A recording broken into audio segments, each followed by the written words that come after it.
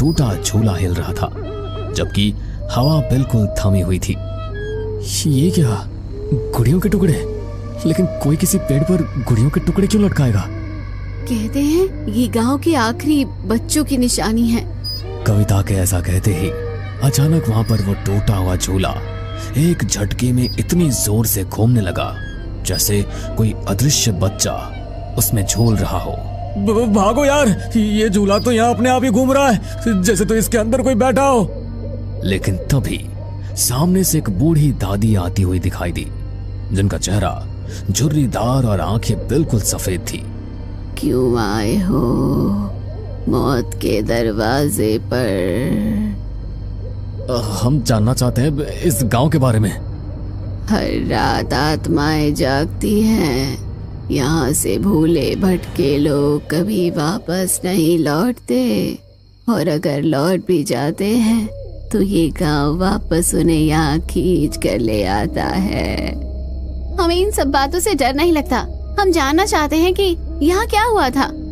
अगर जानना चाहते हो तो पुराने कुएं तक जाओ, लेकिन सावधान रहो, तुम्हारी परछाइयाँ भी तुम्हारा साथ छोड़ देगी। इतना कहकर दादी झाड़ियों की तरफ जाते हुए फिर अजीब ढंग से गायब हो गई। चारों ओर धुंध घिरने लगी, पेड़ झूमने लगे जैसे फुसफुसाकर कुछ कह रहे हो। पुराने जर्जर घरों के दरवाजे खुद ब खुद चरमराकर खुलने लगे। अब तो मजाक भी नहीं सूझ रहा यार। दादी की बात सुनकर और यहाँ की हालत देखकर तो मेरी भी हालत पतली हो रही है। चुप रहो, ध्यान लगाओ। ऐसा लग रहा है जैसे शायद कोई हमें देख रहा है। दूर कुएं की तरफ उन्हें एक धुंधली आकृति दिखी, झुकी हुई, चादर ओढ़े, लकड़ी की छड़ी पकड़े जैसे कोई साधु। ये तो कोई साधु बाबा लगता है। चलो उनके पास चलकर पूछते कि आखिर इस गांव के खाली होने के पीछे क्या कारण था और क्यों लोग इसे भूतिया समझते हैं। चलो। वे कांपते दिल के साथ धीरे धीरे कुएं की ओर बढ़ने लगे, जहां रात की पहली चीख उनका इंतजार कर रही थी। धुंध गाढ़ी होती जा रही थी। उन लोगों के कदम जैसे अपने आप भारी हो गए थे। हर ओर अजीब सी सिसकियों की आवाजें गूंज रही थी। कुएं के पास पहुंचते ही एक बदबूदार हवा का झोंका आया, जैसे कोई सड़ी हुई चीज वहां पड़ी हो। ये बदबू कैसी है यार? चुप रहो और उन साधु के पास चलो। कुएं के पास वो साधु अब भी खड़ा था, लेकिन उसका चेहरा धुंध में साफ नजर नहीं आ रहा था। धीरे धीरे जब वे पास पहुंचे तो साधु ने बिना पलटे गहरी आवाज में कहा, किसे अपनी आत्मा गंवानी है? सभी सिहर उठे। कविता ने डरते हुए कुएं के भीतर झांका। यहाँ कोई है। तभी अचानक कुएं से एक सफेद हाथ बाहर निकला, हड्डियों जैसा पतला, गंदे नाखूनों वाला। रवि जोर से चिल्लाया, लेकिन उनके कदम जैसे जम गए थे। साधु ने अपनी छड़ी जमीन पर मारी और पूरा गांव कांपने लगा। घरों की टूटी खिड़कियां जोर से पटपटाने लगी। सूखे पेड़ों से झुलसी हुई परछाइयां निकलकर चारों ओर मंडराने लगी। ये परछाइयां हमें घेर रही है। ये परछाइयां नहीं, ये तो आत्माएं हैं। बच्चे अब कोई रास्ता नहीं। नागदिहा का श्राप तुम्हें भी निगल लेगा। एकदम से गांव के पुराने घड़ियाल की आवाज गूंजी। डोंग डोंग डोंग। हर डोंग के साथ एक नई परछाई प्रकट होती, बच्चों की कराहती आवाजें गूंजती और सूखे कुएं से चिल्लाहटें आती। हमें कुछ करना होगा, भागो, वरना यहाँ से जिंदा लौटकर वापस घर नहीं जाएंगे। दादी ने कहा था आत्माएं परछाइयों से बंधी है। अगर हम अपनी परछाई बचा ले तो शायद हम बच सकते हैं। वे एक साथ दौड़ने लगे, लेकिन जैसे जैसे भागते उनके अपने साए उनसे अलग होकर पीछे छूटने लगे। रवि ने पीछे मुड़कर देखा, उसका साया अब अकेला चल रहा था। अरे मेरा साया वो अलग हो गया। मेरी परछाई मेरे साथ नहीं है। तभी अचानक किसी ने रवि का हाथ पकड़ लिया, लेकिन वो कोई इंसान नहीं था।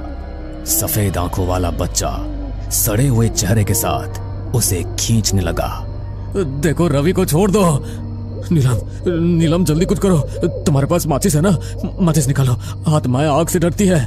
नीलम ने अपने बैग से माचिस निकाली। आग की लपटें उठी और परछाइयां थोड़ी पीछे हटने लगी। भूत आग से डरते हैं, जलाओ सब कुछ। सभी ने पास की सूखी झाड़ियों में आग लगा दी। धुआं चारों तरफ फैलने लगा।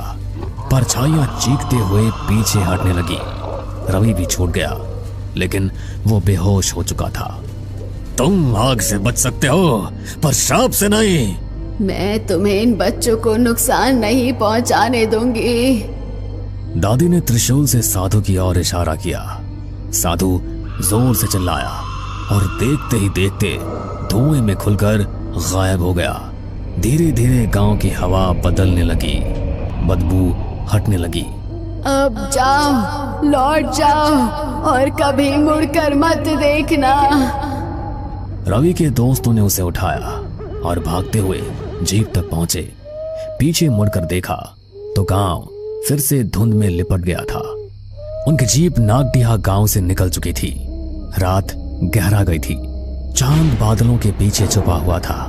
रास्ते भर हवा सिसकती रही और जंगल के किनारे कुछ झाड़ियों में हरकत होती रही। मैं पक्का बोल रहा हूँ, कोई हमारा पीछा कर रहा है। मत घबरा अंकित, अब हम उस गांव से बहुत दूर हैं। लेकिन तभी जीप के बोनेट पर किसी ने जोर से थपथपाया। सबके दिल थक कर गए। ये क्या था? रोहन ने शीशे से बाहर झांका, लेकिन तभी अचानक जीप अंधेरे में कहीं गायब हो गई। लेकिन सब कुछ वहीं खत्म नहीं हुआ। कुछ महीनों बाद उन लोगों की जीप एक सुनसान मैदान में पलटी मिली। सबकी हालत गंभीर थी और अंदर कुछ उकेरे हुए निशान थे, नाखूनों से बने, जिनसे लिखा गया था, हम नागडीहा के हैं। सबको जैसे तैसे उनके घर पहुंचाया गया। उसी के ठीक 3 दिन बाद अंकित के घर से अजीब अजीब चीखों की आवाजें आने लगी। पड़ोसी दौड़े। उन्होंने घर का दरवाजा तोड़ा, लेकिन अंदर जो देखा उससे उनकी आत्मा कांप गई। कमरे की दीवारों पर खून से कुछ चित्र बनाए गए थे, सड़े हुए चेहरों, सूखे हाथों और उल्टे पेड़ों के। और बीच में अंकित खुद छत से उल्टा लटका हुआ, लेकिन चेहरे पर भयानक मुस्कान थी। और कविता, वो अपने घर में आईने के सामने खड़ी थी। आईना धुंधला हो गया था, लेकिन जब धुंध छटी तो उसमें उसकी बजाय काले चितड़े पहने बच्चों की मंडली दिखी जो उसे घूर रही थी। एक बच्चा फुसफुसाया, अब तुम भी हमारे साथ खेलोगी। और उसी वक्त कविता गायब हो गई। केवल उसका दुपट्टा फर्श पर पड़ा रह गया। अंकित और कविता की हालत जानने के बाद बाकी सब बहुत डर चुके थे। इसलिए नीलम और रवि बचने के लिए एक तांत्रिक के पास पहुंचे। तांत्रिक ने जब उन पर एक खास धूप जलाई तो उनकी असलियत सामने आ गई। उनके शरीर के भीतर आधी आत्माएं अपना कब्जा जमा चुकी थी। उनकी आवाजें दोहरी हो गई थी, आधी इंसानी आधी राक्षसी। तुम्हें बचाया नहीं जा सकता, नागडीहा तुम्हारा घर बन चुका है। और अगले ही पल रवि और नीलम का शरीर बिखरकर काले धुएं में बदल गया। नागडीहा का श्राप सच क्या था? रोहन अब इस बात का पता लगाना चाहता था, क्योंकि अब सिर्फ वही उनमें से जिंदा बचा था और वो मरना नहीं चाहता था। आखिर उस गांव का रहस्य क्या है? क्यों वहां पर इतनी सारी आत्माएं भटकती हैं? ऐसा क्या हुआ था वहां पर? शायद मुझे अगर इस बारे में पता चल जाए तो मेरी जान बच जाए, वरना मैं भी मारा जाऊंगा। ऐसी जगह का इतिहास कहीं ना कहीं तो लिखा गया होगा। हमें नेशनल लाइब्रेरी से इस जगह के बारे में पता चला था, तो इसका पूरा रहस्य भी वहीं पर होगा। रोहन डरता हुआ नेशनल लाइब्रेरी गया। उसने वहां पर हर किताब को छान मारा। घंटों की मेहनत के बाद उसे एक किताब मिली जिस पर लिखा था नागडीहा का रहस्य। मिल गई। रोहन ने किताब को खोलकर पढ़ना शुरू किया और उसे नागडीहा का काला सच पता लगा। इसका मतलब है वो सारी आत्माएं उन बच्चों की है। नागडिया असल में कभी एक साधारण गांव नहीं था। वो काले जादू और तंत्र मंत्र का गढ़ था जहां निर्दोष बच्चों की बलि दी जाती थी। इसलिए उनकी आत्माएं आज भी वहां भटकती है और वहां पर जिस इंसान ने एक बार कदम रख दिया वहां की आत्माएं कभी उसका पीछा नहीं छोड़ती। अगर कोई वहां से जिंदा बचकर लौट भी आए तो भी कुछ समय बाद वो आत्माएं किसी न किसी तरह से उसे अपने साथ लेकर चली जाती है और अगली बारी तुम्हारी है। क्या? किताब की आखिरी लाइन पढ़कर रोहन की आत्मा कांप उठी। तभी उसे अपने पीछे से किसी बच्चे के हंसने की आवाज आई। हमारी आत्मा कभी मुक्त नहीं हुई और तुम हमारे पास आए थे तो मैं तुम्हें वापस लेने के लिए आया हूँ। अब तुम भी हमेशा हमारे साथ नागदिया में ही रहोगे। रोहन ने डरते हुए पीछे मुड़कर देखा तो बच्चे की भयानक आत्मा उसके सामने खड़ी थी। लेकिन देखते ही देखते वो बच्चा उसकी आंखों के सामने से कहीं गायब हो गया। रोहन थोड़ा निश्चिंत हुआ कि बच्चे की आत्मा वहां से चली गई है। लेकिन तभी उस किताब के अंदर से किसी ने हाथ बढ़ाया और उसे किताब के अंदर खींच लिया। वो पांचों दोस्त भी अब उन बच्चों की आत्माओं के साथ उसी भूतिया गांव का हिस्सा बन गए हैं। और आज भी अगर कोई एक बार भी नागडिया की जमीन पर कदम रख देता है तो वहां की आत्माएं कैसे ना कैसे उसे अपने साथ ले ही जाती है। तो हेलो गाइस, मैं हूं आपका दोस्त और होस्ट चेतन। तो आज एक बार फिर स्वागत है आप सभी का हमारे एक और नए हॉरर पॉडकास्ट में। और आज हमारे साथ मौजूद है मशहूर पैरानॉर्मल इन्वेस्टिगेटर मिस्टर मेहुल, जिन्होंने बहुत से इंटरनेशनल हॉरर लोकेशंस को भी कवर किया है। तो मेहुल, हमारे दर्शकों के साथ जरा अपने कुछ हॉन्टेड एक्सपीरियंस शेयर कीजिए, जिसको सुनकर दर्शकों के साथ साथ हम सबके भी रोंगटे खड़े हो जाए। बिल्कुल चेतन, मैं आपके साथ अपना कल रात का ये हॉन्टेड एक्सपीरियंस शेयर करता हूँ, जो मेरी पूरी जिंदगी का सबसे ज्यादा दिल दहला देने वाला एक्सपीरियंस रहा है। तो फिर शुरू करते हैं इस पॉडकास्ट को। जी बताइए। एक्चुअली कल की उस हॉन्टेड लोकेशन पर जाने से पहले ही मुझे कुछ साइंस मिलने शुरू हो गए थे। माँ ने भगवान की आरती की तो पूजा की थाली माँ के हाथ से छूटकर नीचे गिर गई। मंदिर में भगवान के सामने जल रहा दिया भी अचानक से बुझ गया। माँ तो पहले ही मेरे इस काम से बहुत डरी हुई रहती है और जब ये हुआ तो माँ और ज्यादा घबरा गई। बेटा, आज तू कहीं मत जा। भगवान भी बार बार यह आदेश देकर तुझे वहाँ जाने से रोकना चाह रहे हैं। मेरा मन बहुत बेचैन हो रहा है। बेटा, तू उस जगह पर मत जा, वो ठीक नहीं है। अरे माँ, तुम तो इस तरह से डर रही हो जैसे मैं पहली बार किसी हॉन्टेड लोकेशन पर जा रहा हूँ। मुझे कुछ नहीं होगा, तुम मेरी चिंता मत करो। माँ ने मुझे बहुत रोका, लेकिन फिर भी मैं माँ से बहस करके कुछ देर बाद घर से निकल गया। उस समय तकरीबन रात के 11:30 बज चुके थे। मेरे घर से वो हॉन्टेड लोकेशन ऑलमोस्ट 1 घंटे के डिस्टेंस पर थी। मैंने अपनी गाड़ी निकाली और हमेशा की तरह अपने फेवरेट गानों की प्लेलिस्ट सुनता हुआ लोकेशन के लिए निकल गया। ड्राइव करते मुझे थोड़ी देरी हुई थी, लेकिन कल रात पहली बार मेरे मन में एक अजीब सी बेचैनी हुई। मैंने सोचा कि घर वापस चला जाऊं, लेकिन मैंने अपने व्यूअर से उस लोकेशन पर जाने का प्रॉमिस किया था, तो मैं वापस नहीं जा पाया। लगभग पौने घंटा ड्राइव करने के बाद मैं उस लोकेशन पर पहुंचने वाला था कि तभी अचानक से चलते चलते बीच रास्ते में ही मेरी गाड़ी बंद पड़ गई। आसपास का एरिया बिल्कुल सुनसान था। ऐसे में अब मैकेनिक तो मिलता नहीं, तो मैं पैदल ही आगे बढ़ने लगा। मैं फोन में लोकेशन के अकॉर्डिंग आगे बढ़ रहा था कि न जाने क्यों अचानक मेरा फोन हैंग होने लगा। अरे यार, अब मैं लोकेशन पर कैसे पहुंचूंगा? इस फोन को भी ऐसी जगह पर हैंग होना था। मैं खुद से ऐसा कह रहा था कि तभी मेरे कंधे पर किसी ने अपना हाथ रखा। ऐसे सुनसान इलाके में अगर तुम्हारे कंधे पर कोई अचानक अपना हाथ रख दे तो एक पल के लिए तो हमारी सांसें रुक जाएंगी। मेरे साथ भी ऐसा ही हुआ। डर के मारे मेरी धड़कन तेज हो गई। हिम्मत करते हुए मैंने पीछे मुड़कर देखा तो एक बूढ़े आदमी ने पीछे से मेरे कंधे पर हाथ रखा हुआ था। उन्हें देखकर मैं थोड़ा शांत हुआ। अरे काका, क्यों इतनी रात को ऐसे डरा रहे हो? आपके चक्कर में अभी हार्ट फेल हो जाता मेरा। चला जा यहाँ से। इतनी रात को इस इलाके में तू क्या करने आया है? पता है ना वो भूतिया हवेली है यहाँ पर। अगर उसकी चपेट में आ गया तो जिंदा लौट कर नहीं जा पाएगा। काका, उसी हवेली का रास्ता तो जानना है मुझे। बताओ ना किधर है वो हवेली। मरना चाहता है क्या? एक बार कहा ना तुझे चला जा यहाँ से, नहीं तो मारा जाएगा। तू भी मारा जाएगा उन सब की तरह। ऐसा बोलकर बूढ़ा आदमी अपनी गर्दन हिलाते हुए आगे की ओर निकल गए। उनके जाने के बाद मैंने जैसे ही पीछे मुड़कर देखा तो सामने ही मुझे वो हवेली नजर आई।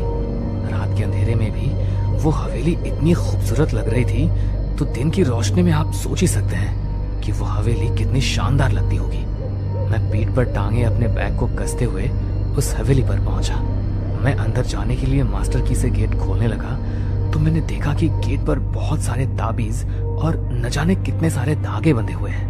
मैंने उन ताबीजों को हटाने के लिए जैसे ही उन्हें छुआ तो मुझे एक अजीब सा झटका लगा, जैसे अभी अभी कुछ मेरी बॉडी से निकलकर आर पार हो गया हो। मैं एक बार को थोड़ा कमजोर पड़ गया, लेकिन फिर मैंने हिम्मत करते हुए उन ताबीजों को हटाया और मास्टर की से लॉक खोलकर हवेली के अंदर चला गया।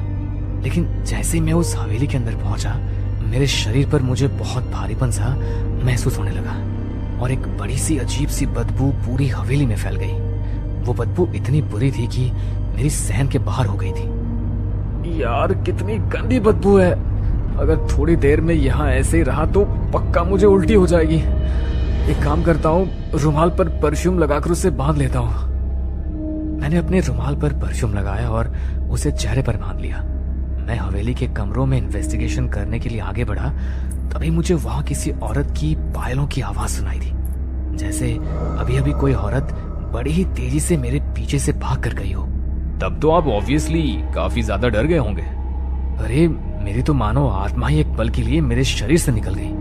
मैंने थोड़ी हिम्मत की, पीछे मुड़कर देखा तो वहां कोई भी नहीं था, लेकिन ऐसा महसूस हो रहा था कि कोई ना कोई इस वक्त मेरे साथ यहाँ जरूर है। मेरे पूरे रोंगटे खड़े हो चुके थे।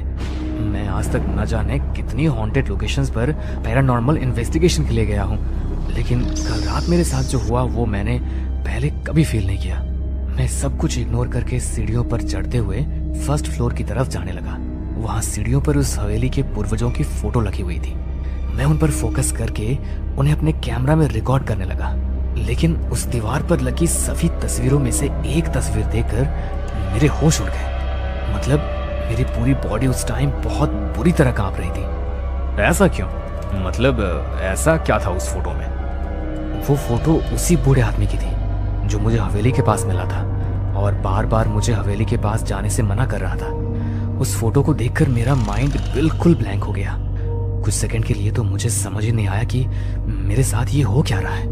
मैंने डिसाइड किया कि मैं इन्वेस्टिगेशन नहीं करूंगा और वापस अपने घर चला जाऊंगा। लेकिन मैं जैसे ही वहां से जाने के लिए नीचे उतरने लगा, तभी किसी ने सीढ़ियों से उतरते हुए मेरे पैरों को पकड़ लिया और मैं सीढ़ियों से लुढ़कता हुआ सीधा नीचे आकर गिरा और मेरा सर सीढ़ी के कोने से टकरा गया। ये देखिए निशान। हाँ भाई, काफी तेज चोट लगी आपको तो। देखो जरा। नहीं प्लीज, टच मत करना, पहले ही बहुत दर्द है इसमें। Okay okay, please continue. मुझे माथे पर चोट लगी तो मैंने हाथ लगा के देखा, हल्का खून निकल रहा था। मैंने अपने बैग से कपड़ा निकाला और खून को साफ करने लगा। तभी अचानक मुझे ऐसा लगा कि कोई औरत मेरे कान के पास आकर बड़े ही भयानक तरीके से हंसती हुई मेरे सामने से कहीं गायब हो गई। अब मेरी हिम्मत जवाब दे चुकी थी। मैं जितनी तेज चल सकता था उतनी तेज चलता हुआ मेन गेट की तरफ पहुंचा, लेकिन मैंने जैसे ही दरवाजा खोलने के लिए दरवाजे को हाथ लगाया, वैसे ही एक बहुत भयानक औरत अचानक मेरे सामने आ गई। उसने लाल रंग की पुरानी सी साड़ी पहनी हुई थी। उसका पूरा शरीर बुरी तरह जला हुआ था, आंखें बिल्कुल सफेद और वही गंदी बदबू उसके अंदर से आ रही थी। उसे अपने सामने देखकर मैं इतनी बुरी तरह डर गया कि मुझे समझ ही नहीं आया कि अब मैं करूं तो करूं क्या। लेकिन फिर भी मैंने हिम्मत की और सोचा इसे नजरअंदाज करूंगा तो शायद यहां से निकल पाऊं। लेकिन तभी वो औरत मुझे बड़े ही भयानक तरीके से देखते हुए मेरी तरफ बढ़ने लगी। उसे देखकर मैं अपने कदम पीछे की ओर लेने लगा। तभी मुझे लगा कि कोई पीछे से मेरी शर्ट को पकड़कर खींच रहा हो। मैं और ज्यादा डर गया। मैंने पीछे मुड़कर देखा तो एक 7-8 साल की बच्ची बड़ी ही भयानक मुस्कुराहट के साथ हंसते हुए मुझे देख रही थी। उसकी आंखें पूरी काली और पूरा चेहरा कटा फटा हुआ था। मैं उसके चेहरे से अपनी नजर चुरा रहा था। तभी वो भागकर उसी औरत के पास चली गई और उसके साड़ी के पल्लू के पीछे छुपकर खड़ी हो गई। वो दोनों एक टक मुझे ही देख रही थी। मैं इतना तो समझ गया था कि इनकी आत्मा अब मुझे यहाँ से बाहर नहीं जाने देगी। तो फिर आपने क्या किया? आप कैसे वहां से बाहर आए? एक्चुअली मैं ऐसी जगहों पे जाता रहता हूँ तो कुछ चीजें अपने पास रखता हूँ। मुझे एकदम से याद आया कि एक बार एक तांत्रिक बाबा ने मुझे इन चीजों से रक्षा के लिए एक ताबीज दिया था। मैं अपने बैग में उस ताबीज को ढूंढने लगा, लेकिन जैसे ही मैंने उस ताबीज को अपने हाथ में लिया तभी उस बच्ची ने उसकी तरफ देखकर एक फूंक मारी और बड़े ही डरावने तरीके से मुझे घूरने लगी और उसी वक्त वो ताबीज जलकर राख हो गया। Oh my God! फिर क्या हुआ? फिर वो दोनों मेरी तरफ बढ़ने लगी। अब सब कुछ मेरे कंट्रोल से जा चुका था। उन दोनों ने मेरे पीछे की ओर किसी को इशारा किया और कोई अदृश्य शक्ति मुझे घसीटती हुई हवेली के एक अंधेरे कमरे में ले गई। मेरा कैमरा और लाइट उस रूम के बाहर ही गिर गए। रूम में बस मेरी लाइट की हल्की रोशनी आ रही थी। मैंने देखा कि वो दोनों आत्माएं हवा में उड़ती हुई मेरी तरफ आ रही हैं। फिर मैंने हिम्मत की और हवेली का गेट खोलने की कोशिश करने लगा, लेकिन वो इतनी बुरी तरह जाम हो चुका था कि मैं अपनी पूरी ताकत लगाकर भी उसे खोल नहीं पाया। तो मैं तुरंत ही सीढ़ियों से चढ़ता हुआ हवेली की छत पर पहुंच गया। मैंने सोचा कि शायद यहाँ पर वो दोनों मुझे कोई नुकसान नहीं पहुंचा पाएगी। तभी मुझे वहां पर वही पायरों की आवाज सुनाई दी। मैंने सामने देखा तो वो औरत हवा में उड़ती हुई मेरे पास आने लगी। तभी मुझे नीचे की तरफ से एक आवाज सुनाई दी। अंकल, मेरे पास आओ ना, यहाँ मैं अकेली हूँ। मुझे अकेले बहुत डर लगता है। मुझे आपके साथ रहना है, यहाँ आओ ना। उसकी आवाज को सुनकर मैं जैसे सम्मोहित हो गया और बिना कुछ सोचे समझे छत से कूद गया। जमीन पर मेरा खून फैल गया और थोड़ी देर तड़पने के बाद मेरी मौत हो गई। क्या मतलब तुम मर चुके हो? नहीं, ऐसा नहीं हो सकता। मैं तो कल रात को ही मर गया था। मेहुल के ऐसा कहते हुए वो किसी भयानक आत्मा के जैसा हो गया। लेकिन अब मैं तुम्हें भी अपने साथ लेकर जाऊंगा। तुम्हें बहुत शौक है ना मुर्दा लोगों और आत्माओं को देखने वाले लोगों की कहानियां सुनने और अपने व्यूअर्स के साथ शेयर करने का। तुम्हारी आज की इस वीडियो में भूत से असली सामना कैसे होता है और भूत क्या कर सकता है सभी देख लेंगे। इतना कहकर मेहुल की आत्मा चेतन को मारने के लिए उसकी ओर झपटने लगा। तभी कैमरामैन ने जल्दी से उस रूम में रखे माता रानी के सिंदूर को मेहुल की आत्मा पर फेंक दिया, जिससे उन सब की आंखों के सामने मेहुल की आत्मा एक जोरदार डरावनी आवाज के साथ वहां से गायब हो गई। और इस हादसे से सहम चुके चेतन ने जब कुछ दिन बाद पॉडकास्ट की रिकॉर्डिंग को देखा तो वो निशब्द रह गया, क्योंकि वीडियो में सिर्फ चेतन ही दिखाई दे रहा था, जो कि अकेले ही अपने सामने वाली खाली कुर्सी की तरफ देखकर बातें कर रहा था। मेहुल इंसान नहीं बल्कि एक आत्मा था, इसलिए वीडियो में सिर्फ चेतन की ही रिकॉर्डिंग हुई थी। हमें पूरा यकीन है दोस्तों कि आप लोगों को ये कहानी जरूर पसंद आई होगी। अगर आपके साथ भी कुछ ऐसे अनकहे किस्से हो चुके हैं तो प्लीज हमारे साथ शेयर करें। हम जरूर अपने चैनल पर उनको दिखाएंगे। हमारी ईमेल आईडी नीचे डिस्क्रिप्शन बॉक्स में दी गई है, तो प्लीज हमारे वीडियो और चैनल को शेयर एंड सब्सक्राइब करें और बने रहे हमारे साथ ऐसे ही अनकहे किस्से।